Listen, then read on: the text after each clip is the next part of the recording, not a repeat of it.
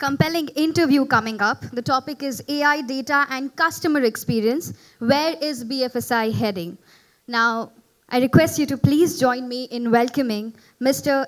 M V S Murthy, Chief Marketing Officer, Federal Bank, in conversation with Mr. Sreekant Khandekar, co-founder and CEO at afaqs. Round of applause for both of them, please.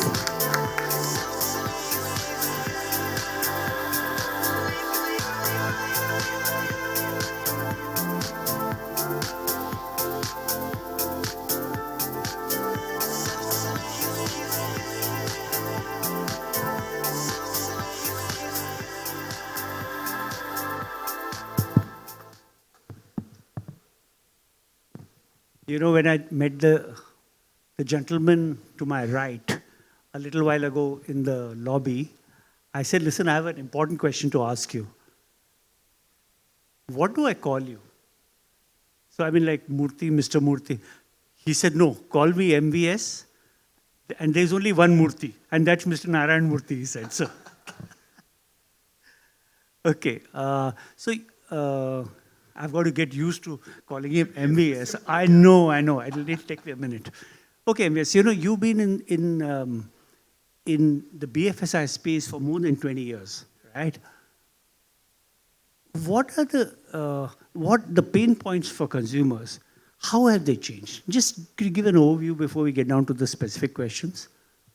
Okay, so thank you, Sreekant, for having me over here. Let me begin by saying on pain points, Sakinaka is not a place, it's an emotion. And for the last 30 years, nothing has changed about Sakinaka. I can tell you that much. Because I heard so many murmurs about traffic and stuff like that. But coming back to pain points on customers, I think what has happened is that overall the level of service has got democratized. Because a customer who's experiencing a bank, in our case it's a bank, is also experiencing a fintech product, is also experiencing an e-com product, is also traveling more abroad because of airlines coming in and the economy has changed. So he's trying to equate the level of service, saying that this is the gold standard I want to have. And hence the pain points have only increased. Okay.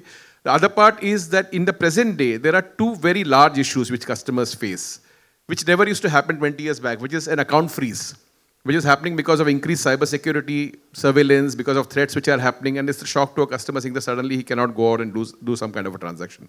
The second pain point, which is also happening, is important that transactions are getting monitored, so you cannot transfer funds as and when you wish to some people without giving an ascribed reason, because that is the way the sovereign, and I'm saying in this case the country and the money that flows in and out of the country, can be monitored and can be protected, because now we are a very, very porous world. And if you look at the economies worldwide, India is still continuing to be a bright spot as compared to what's happening in the US or the European market. So these are two pain points. And I think these pain points are not going to go. So instead of us as consumers getting agitated about it, we need to be more careful about how monies are being managed. It's not about grabbing land as much as getting into the stock market of a country, or as much as getting into the economy or the monetary economy of a country to tank someone. So more than a pain point, it's also a responsibility to the nation. And we might feel miffed when things don't happen, as per what we think. But this is something which will stay. But this thing that you mentioned about accounts getting frozen, etc., that's very rare, isn't it? Or am I misunderstanding? No, it's not rare. It's quite, so one of the most frequent complaints which come is that my account has been frozen. I want to transfer some money to my mom and something happened and stuff like that. This is also because surveillance has increased, and banks, I'm speaking in our industry, have been asked to monitor transactions. So sometimes it becomes very, very difficult. And in such cases, also what happens is that when you want to reach out to somebody, supposing my account gets frozen at about 1:30 in the night, 1:30 a.m. Now the call center is not available. Maybe the bot can do only so much. Maybe, there is no branch which is open. Maybe it will definitely not be open. So I'm quite stuck. And that pain starts getting magnified. Sure. If it would have happened at 11:30 in the morning, some of the channels would have been available for you to go out and resolve it. But now this agony from 1:30 to 11:30 exacerbates the pain, and then you want to express it all over social media. So suddenly, aapka dard, mera dard ho jata hai. So that one person's pain gets magnified across by 10,000 people that, oh, such and such a thing has happened to me also. That's true. There's an interesting phenomenon, and I mean, you'll see it, for example, with regard to crime. If you look at crime rates or rates of violence across the world, they've fundamentally been declining for 100 years, okay? But people feel less safe than they did in the past. Because I think, we discuss it much more, like you're saying. So it's not one person's pain, now it's the pain of 10,000 people. So something happens, it's in media all over the place, so you think, my God, this place is very unsafe. Now, I'm connecting it with the fact that whereas services, I mean, in the financial, I think companies have become far more responsive than they were in the past. I mean, they do try through physically, whether manually, through, through technology to respond, okay? But actually what happens is, as with crime, which I gave as an example, people's expectations sometimes rise even faster than they can be fulfilled. So actually the unhappiness sometimes can increase instead of decreasing. Instead of saying, oh, actually 20 years back, if this had happened, nobody would have answered. Now at least you can go on a website, you'll get a message, something will happen, right? Do you find that the gap between what customers expect and what banks and other companies can deliver is actually widening? I mean, is dissatisfaction rising among customers?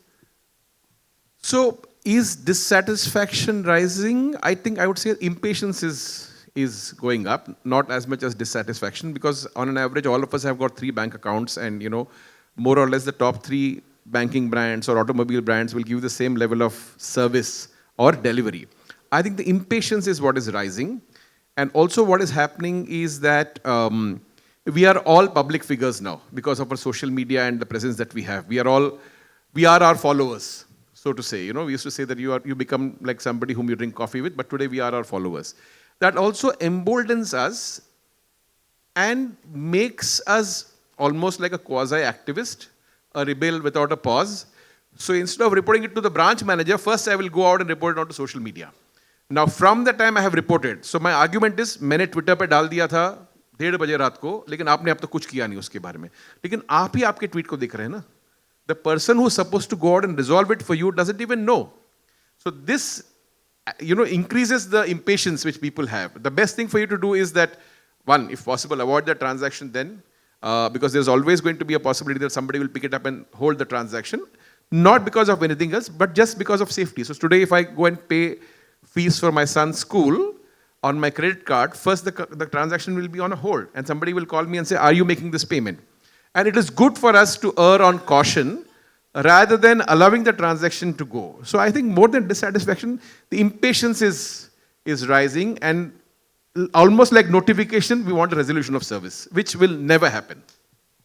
I totally agree with you there, which is that the complaint mechanism in any institution goes a certain way, but actually you complain on some other platform, and I assume that somehow that's connected with this, but actually it takes a much longer time. And just to add to it, it's not that we don't do ORM, we also monitor. I know. But I would have seen that tweet at 1:30, but it's like saying that in the emergency, the doctor who was at the OPD or the emergency ward has seen it, but the person who's going to fix your knee is going to come in at 9:30. Or even if I call him, sir, emergency, abhi aap aa jaiye, but unko 1:30 baje ko ghar se nikal ke aane mein, kam se kam 1.5 घंटा और लगेगा. So 3 o'clock in the morning, but the hospital may not be ready. So there are a lot of gaps in the delivery, you see, and all of this sort of has a backlash. No, I think that's well explained. When you look at, we are of course talking from everything from marketing standpoint, but when you look at what AI adoption can do, do you think like personalization is the thing which it could do? Would it aid efficiency, or would it do something else altogether? When you think of it at a broader picture. So I think one of the most important things which AI is going to definitely go out and do is increase efficiencies of transactions, increase efficiencies of experiences, allow us to go out and anticipate what the customer is going to want. So more than personalization, I would say that efficiency is what is going to bring in, and that efficiency will create personalization. So for example, and I'm not sort of, dissing somebody. If somebody knew that 11 is the time and I like to have a cup of black coffee and it quietly comes and sits here, it is a hallmark of efficiency of this hotel as much as it is a personalized moment in time. So AI will constantly be used to improve the efficiencies of an organization, and personalization will be a byproduct. This is more personalization than efficiency. Efficiency is when everybody gets it at 11. I mean, Yeah. but personalization is when you get it But at you know, 11. precisely, AI will allow you to go out and do this for every person in this room, which was not possible so far. Because it brings in speed, it brings in agility, it brings in intelligence. The second name, the last name for AI is artificial intelligence. And that intelligence is what allows you to power personalization at scale, which was not possible. I mean, I'm just saying, going back 20 years back when email marketing happened and stuff like that, the very elementary personalization, which is now not even thought of, was that my name could be personalized.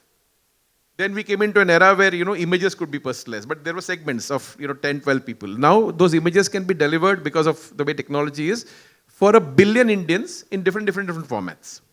So that's the big change which is really happening. And AI will be used for improving efficiencies. But I still don't know why you're saying efficiency and not personalization. These examples seem examples of what would normally be called personalization. No, I'm saying that personalization is a byproduct. There are two ways to go out and look at it, okay? If I do intermittent fasting, losing weight is a byproduct of that intermittent fasting which I go out and do. It also allows me to lose it faster, to get my sugar in place, to get my blood pressure in place. So just that in the pecking order, AI allows me efficiency. If AI was not there, then the efficiency would not have been there as much. But today I can go out and create personalization for all of them because of the AI engine which is present. Okay. So if you look at the next 3 to 5 years, within marketing, what is the big impact AI will have? So can I just step a little back, and I will bookmark this thing, what is the big impact which AI will have on marketing? When you look at banking as an industry, and if you've been following the reforms which have happened of late, BFSI is $2.75 trillion industry today. We want to be a $7 trillion economy by 2030. The deposits and all of it put together, money put together. Okay, we want to be. So you can imagine how much it is. 27% of our GDP. So that's the scale at which the industry is operating. Number two, and I'll come back to marketing. I have to interrupt you. Yeah. Just now our economy is somewhere between 4 and 5 trillion. Yeah. And you're saying the BFSI, all this put together is 2.75. Our economy is, BFSI, the deposits in BFSI. After all, money is the thing which is going, right? So it will have the largest share of the pie. So 2.75 is the amount of deposits of the money that you have in circulation. All right, okay, please go ahead. Yeah. The second thing which has happened, and which is what expands the scope of marketing and AI, is that today there is FDI investments which are coming into banks. So mid-sized banks like ours, Federal Bank in this case, and incidentally we are the 6th largest bank in the country, will be able to scale up our business in the sense expansion of markets, expansion of customer segments, businesses, all of it will happen. The third part, which is also happening, which as banks we are very, very cognizant of, is that we are now allowed to go out and fund mergers and acquisitions within the country as well as outside. So just as an example, when the Chorus deal happened, Indian banks did not participate. But today an Indian bank can go out and fund a deal like that. Which means that suddenly the scale of the industry has become more global, and wherever the Viksit Bharat flag goes, the banking industry is going to be right behind. In that state where you'll suddenly acquire a lot of customers, new markets and stuff like that, AI will have a very, very strong role to play when it comes to understanding consumers, understanding culture, understanding a market, because of the intelligence that it will bring into a marketeer's table. Formerly, when you mentioned about Google, I had to go and search. But today I can go out and look up on ChatGPT and say, tell me what's happening in Ethiopia. I took up Ethiopia because there's a volcano which has burst there. And what kind of a market is it? So should I go out and invest in what kind of consumers I'll market to? But even if the law allows you, regulations allow you to participate in something like the Chorus deal, which was an international deal, the bulk of your business is going to be in India, right? Is going to be in India because we are significantly a very, very large market. But as a company goes into a neo market to build scale, without AI, the marketeer would have lagged in terms of, he would have to go there, recce the place, understand meat. But what about AI within India, the impact of AI within so India? Clearly, okay, let me tell you what we are going out and doing. A lot of my communication is now being done by AI. Videos are being done by AI. My newsletters are being done by AI. I'm super proud to tell you that we are 18 members in the team. And each of my colleagues, right from the guy who manages bills and clears bills and invoices to, me, we have all done some program or the other in AI. Some of our ATMs are being managed by AI to tell us when the cash is going to get out, and therefore we are anticipating it and we are coming in front. We are exploring possibilities of using AI in terms of profiling risks for customers. So as a marketeer, I know that these are the kind of customers I need to target henceforth because my bank wants to acquire customers of a particular type. Otherwise, I would have been searching for a needle in a haystack. So a lot of the use cases are happening. Is it at scale? No, it is not. And one of the things which will happen is that BFSI is going to be the largest consumer of AI as much as it has been of technology. But we are a very, very regulated entity, and it is for good. It's important because the state of the Indian banking and the Indian economy is all reflecting back to a foreign investor who wants to come and invest in India. So it will have its lethargy or slowness, and it might cause impatience by a technology service provider or by a fintech saying that ज़्यादा तेज क्यों नहीं जा रहे हैं? But it's okay. It's Mumbai-Pune Expressway. 100 kilometers is par course. Don't go out more faster than that. Okay. When I was reading up for this interview, I found that Federal Bank's mantra has been digital at the fore and human at the core. Okay, that has been your mantra for a very long time, right? Doesn't AI get in the way of human warmth when the customer is interfacing? So let me tell you why this line holds and the It's Hindi. been there for a very long time. Yeah, so so one of the things that we want to be is we want to be the most admired bank. Now, admiration is not something that you go out and buy from somewhere, but you do it over years of service and whatever you go out and do. So when we say we are human at the core and digital to the fore, और इसका हिंदी रूपांतर ये है जो हमारे brand की tagline है, which is रिश्ता आपसे है, सिर्फ ऐप से नहीं. Now, this tagline, I can say with supreme confidence, having been a marketeer for the last 26 years, that it would not have suited any other brand because I have gone out and met people in our branch. It's like having a great Mallu friend, and large part of my colleagues come from that part of India, or a nurse in a hospital. The level of empathy, the level of consciousness is extremely high. You look at a 22-year-old who has come in, and I was telling Sreekant the same thing, or you look at a 60-year-old gentleman who's retiring, the level of service delivery and empathy is very high. So it sits on us that we are human at the core. How are we digital at the fore? We also have the next generation of people who are coming in, a Gen Z guy or a millennial or Gen Alpha also will come soon. They are all using technology to improve our customer experiences. But anybody who goes to the bank branch or interacts with our call center is our own. We don't have, it's not outsourced to somebody. We'll have the same value or customer delivery as you would have at the branch. So AI is being used and it is not inhibiting us. It's enhancing the entire delivery that we go out and do. One other thing which is very, very important, I think, which gets missed out in a service industry, and this is a statistic I'm very proud to say, that in Federal Bank, we have an attrition which is less than 2%. Attrition in, how do you count that? People quitting jobs and jobs. moving on, right? Oh, really? So an average private sector bank could be about 28 to 32%. Now, when you have an attrition which is so low, it means that there is a culture of delivery. There is a way in which we manage our customers. Transfers also happen, but the experience still stays within the bank. Like we say, there is a Taj way of delivering stuff. I'm just saying that it's an epitome of what they go out and do. So there is a Federal Bank way of going and delivering, and we are super proud of it. Number two, much before DEI became a conversation in boardrooms and otherwise, we were a 42% women employee company, which means that these women joined us as probationary officers, as clerks, and in that had marriages, kids, parents falling unwell, in-laws falling unwell, but they have stayed through.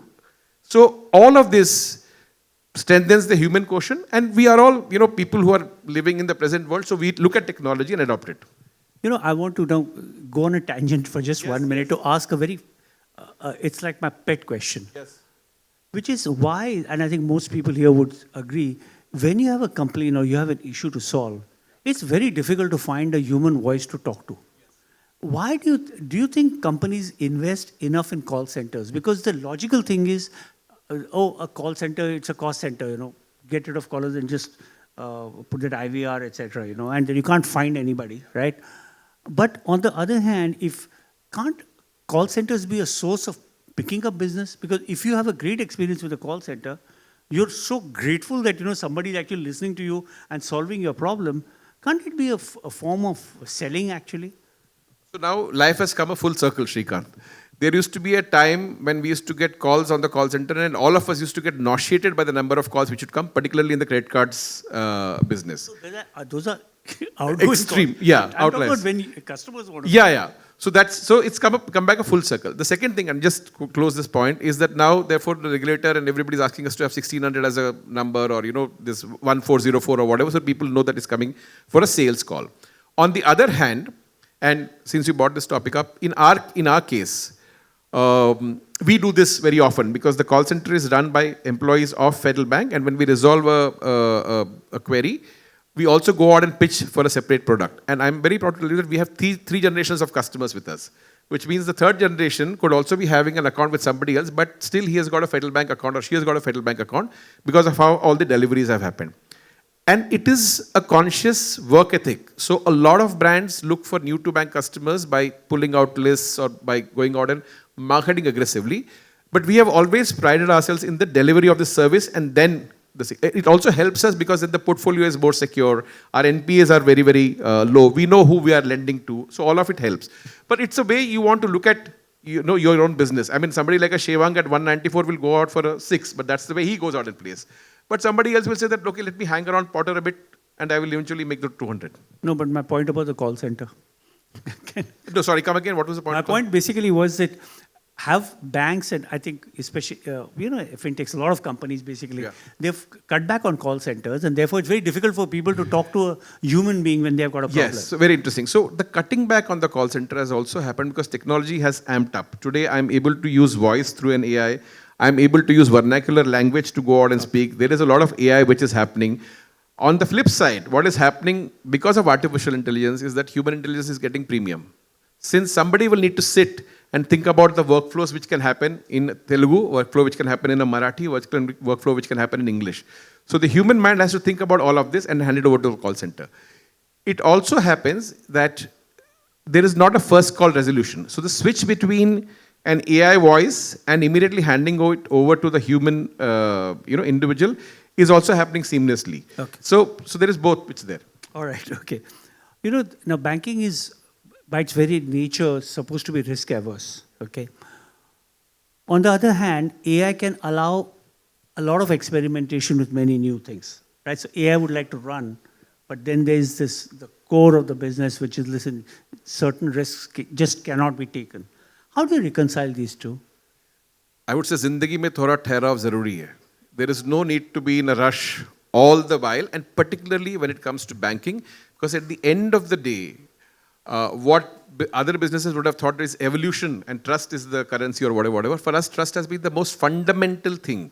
And if we tend to adopt technologies, or if we tend to be somebody who's a maverick, and I'm saying maverick versus innovator is two different things. Maverick is somebody who just goes out and does stuff. We'd like to be the innovator and take it little gradually to see what's happening overall. Because if something goes wrong, then the trust in the banking ecosystem, in India's economy, in what we are trying to sell to foreign investors, which I mentioned to you earlier, is all going to get broken. And we have enough and more instances of banks having capsized. So to that extent, I want to doff a hat to our regulator because the regulator has been extremely strict. Also, they have been in the forefront of adopting technology. Today, the guidance comes from the regulator saying that how do you go out and use AI? How do you manage data? What is the privacy thing that you'll go out and maintain? And it's fantastic to know somebody who's not only trying to tell you to be compliant, but is progressive enough to anticipate what's happening in the field of technology. And I think more big tech companies are meeting the regulator first than the industry participants, which is a very good thing to happen. No, absolutely. You're right. I mean, the regulators have to know this stuff really, really well before they can ask. When you look at the spread of AI within an institution, is the challenge getting the right technology, or is it having people within who can employ it? So I think the people are not a problem because people adapt technology once it is given to them. So for example, Microsoft has got this Copilot which is there. Okay, nowadays you get into a meeting a little bit late, you can tell Copilot to tell me the summary of the meeting. It's not that. The problem is technology because technology is in a self-combust cycle. What I would have thought in good faith and the board would have approved in this financial year, 2 years later it might just go bust and say that this technology is not relevant at all. We'll need to go over and do something else. And that is where the gap happens. Every time you bring in a new technology, the people will adapt. But is this technology a 5-year tech, a 10-year tech, or it's going to go, in the next 1 year? Is the challenge that you have, because somebody has to sign off on that P&L. And it keeps changing. It's almost like a transformer in a negative sense. It just keeps changing shape. So by the time you thought that it was a spaceship, it suddenly become a bullock cart and something else has happened to it. Those are the challenges which we face. This would be specifically within marketing also? I'm saying that marketing is a subset of the whole thing, but overall as an ecosystem, like for instance, there was this whole push on cloud. Now, just as we went on cloud, cyber security risks increased, and then we came back and said, no, I think you should house all the data with yourself. And therefore, and there is this whole conversation happening saying that the cloud also will be owned by the regulator and we'll all plug into that cloud. So what happens to the investment that you made after a lot of reluctance in setting up your own cloud, and now you have to pull back? Okay. So it's always a trade-off, and therefore you'll find that at the end of the day, it's human leadership. Somebody might be a slightly bit bold. It might work for them. For someone, that same decision could bomb. So it's a very, you're on thin ice. Okay. We have about 5 minutes, and I have a couple of questions still. But if any of you, so I'm interrupting for a minute, would any of you have any questions for MVS? If yes, please raise your hand, identify yourself, your company, and ask the question briefly. Please. That's okay. Hey, hi MVS. My name is Manoj. I'm from Sreekant Finance. I manage digital for that. Just out of curiosity, I think AI... Not me. Okay, so AI bubble is what you've been having a chat. So, and you've been talking about that in the banking industry and all. One question which keeps in, and also we are also trying to evaluate is there a change like a AI kind of a governance or something BFSI sector or a banking sector should be looking for a AI related policy within the organization? So at a sectoral level, we should look for it, and I think the regulator is already working on creating an AI level governance model. The second very important thing is that this governance model of AI, not only for banking, but overall at a technology level for the country. I mean, it can be in terms of, deploying AI for manufacturing a car, or how do you go out and calibrate the chemicals in the soap, all of it put together. We should have AI which is ethnic and organic and authentic to India. And we are, different, and there are different dialects, there are different cultures. All of us tend to use AI differently. So while the manufacturer could be coming from the valley, but that manufacturer has to adopt it to bring it to the last mile and the last pin code of this very, very diverse country. And mind you, a lot of what we are seeing now, people think in their vernacular language and they speak in English and they are still able to make it to a global stage. So how will you adopt AI for that person to use? And you cannot be dismissive of it, saying that I will build it at a global or most accepted language. And that is what is going to be the challenge. But if there is a market where technology, AI, and everybody can go out and survive, then it's going to be here. Just to add one more point, even 5-6 years back, we were saying that we need to have a China plus one strategy for manufacturing. Today, the world needs to have a US plus one strategy for consumption. And our consumption, which is India is going to be the market for the largest consumption, is going to be split into a lot of ethnic, organic, linguistic kind of models. And therefore, technology has to play in that. And each of them will have to have frameworks which are unique to us. And we don't need to take it from anybody else in the world. I'll come back to the audience if anybody has a question. But I want to take a question from what you said, which is that where is your marketing approach significantly different? Because now Federal is expanding, yes, right? You're becoming from mid-sized bank, you're becoming a large bank. As you venture into new territories, do you find consumer behavior significantly different from one part of the country and another? Yeah, absolutely. So this, I'm discovering that it is very different. And for me, the challenge more so is that, like for example, I was telling Sreekant that we are building up our wealth business, right? Now, the wealth management business has been there for almost 25 years across various other banks. So when I go to build up my wealth business in Pune, which is a common city for both of us, is going to be different than Federal Bank today coming and trying to build a wealth management business in Ahmedabad or in the gift city. Because the consumers who are sitting there are quite different and their own experiences have been different. So I will need to go out and build it. So distinctly there is a differentiation. The other part, in terms of marketing which is happening, is that rather than being top of the funnel to bottom, now I go from a pin code and zoom out. So if you ask me, one of my largest, not in terms of monies, but I'll say the number of elements that we do, largest activities or spends are at a community level. So we sponsor about maybe 15 or 17 marathons at this point in time. Why do I go out and do it? Not because I am a prolific runner myself, but it empowers my local branch and region team to go out and get communities of people and say, we are Federal Bank, why don't you come and run and fitness? So you ride on something like that. So it is definitely distinct. Okay. Anybody has this? We have 1 minute and 26 seconds. Does anybody else have a question? Yes, please. Quickly. Hi, this is Yogesh Nagpalia. I head business at a media agency called Span. Now, we're talking about AI, data, and customer experience. At the center of all this, going forward, will be the new DPDP 2025, which has been issued. So how do you see this impacting the AI landscape and consumer experience clubbed with the data that the banks own? So one of the very, very good things which is happening is the DPDP Act, because it'll put the customer in the center and manage a lot of his or her data. And as industry participants, we'll all regulate ourselves. So suddenly you'll find that the free-flowingness of how you would play the, what do you call it in cricket? The power play is going to go off. There's going to be no power play. So you cannot be ribald and keep going out and doing marketing in the conventional way that we went out and did. So you'll have to be careful about where your data is resting. Are you picking up data properly or no? The second thing also is that while DPDP and the industry participants will go and do whatever they need to do in terms of managing the privacy of customers, I think somewhere the onus is on each of us also as customers, saying that how much of us do we want to put it out on the social media? Because frauds and cybersecurity risk also comes because people tend to impersonate you as a person. Nowadays, a lot of celebrities are getting their voices patented and their looks patented and stuff like that. And look at how we have changed as a society. I'll just give you an example. We had this beautiful gentleman who passed away yesterday, was Dharminder. Even 20 years back, going to a funeral was a matter of somber memory. Today you've forgotten about the person and you're busy. It's like death voyeurism, wondering who else have come. Oh, is she crying? Oh, is she not crying? So much of data is outside, and it can be manipulated later on by us. So DPDP is fantastic. Industry participants will participate. But the bottom line is that as consumers, we need to be conscious of how much about us is going to be out there. And it is really okay if something about us is not known to anybody but to our close family members. That's a great way to end. Okay, thank you very much. And thank you so much, MVS. Thank you, Sreekant. Thank you.